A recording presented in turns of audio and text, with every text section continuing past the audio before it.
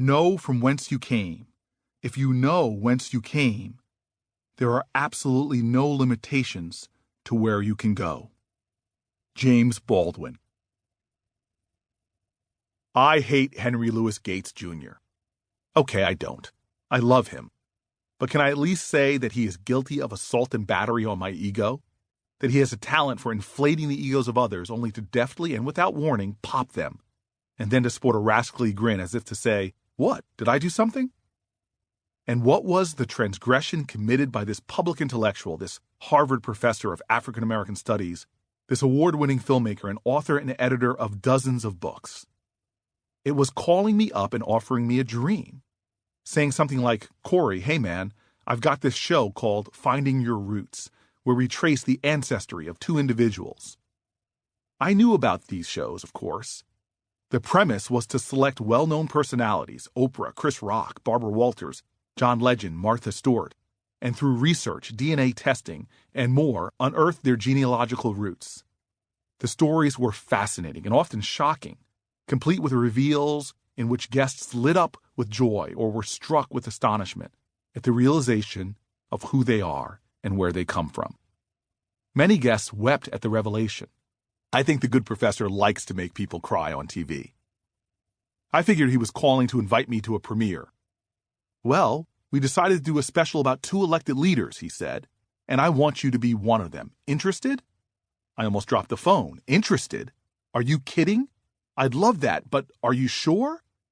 He responded with something like, "Absolutely. I thought it would be good to get someone from your generation, an up-and-comer," and so on. He went on saying such nice things about me, I didn't care whether or not they were true. They were compliments from a man I looked up to. As we talked, I was full of excitement at the prospect of having my genealogy traced. Then I thought of something. "Can I ask, who are you pairing me with on the show?" "John Lewis," he said. I said nothing. I might have stopped breathing. He repeated the name deliberately, perhaps to fill the silence, or maybe just to stick it to me a bit more. John Lewis. Congressman John Lewis is a living legend and a hero of mine, and to many.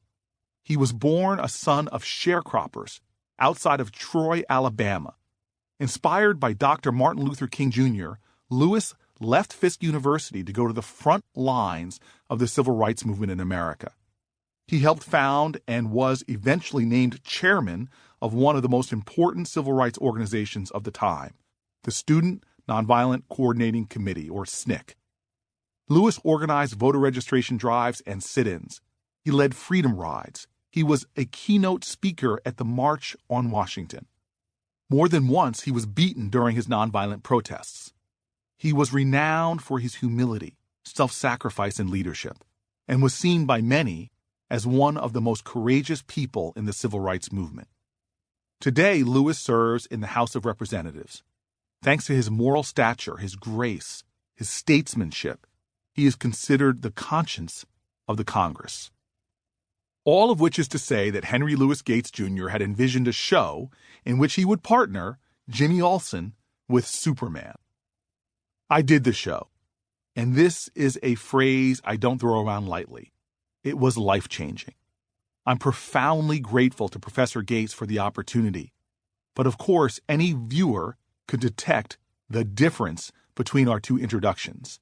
In my head, I heard the announcer in a deep TV-ready voice say, "John Lewis, hero of the civil rights movement, marching with grace and determination from Selma, Alabama to the Edmund Pettus Bridge on what would become forever known as Bloody Sunday.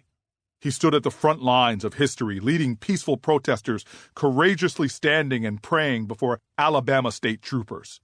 The troopers fired tear gas, then swarmed into the crowd, wearing gas masks and swinging billy clubs, hitting marchers, striking John Lewis in the skull. The righteous and courageous man literally bled the southern soil red for freedom." And then in the same splendiferous voice, "And Cory Booker of suburban New Jersey, riding his big wheel towards his family's 5-bedroom, 4.5-bath house. He takes a sharp turn. Oh no, he falls off, skins his knee, and runs home screaming for his mother. He literally bled the northeastern soil red for for big wheel riders everywhere. Like I said, I don't hate Henry Louis Gates Jr. because he managed to put my life in perspective, in light of what came before, in light of where I came from, in light of our collective American heritage. Perhaps he didn't know it, or perhaps he did, but this invitation and his revelations about my family gave me my first full glimpse of the beautiful, seemingly infinite lattice that connects us all.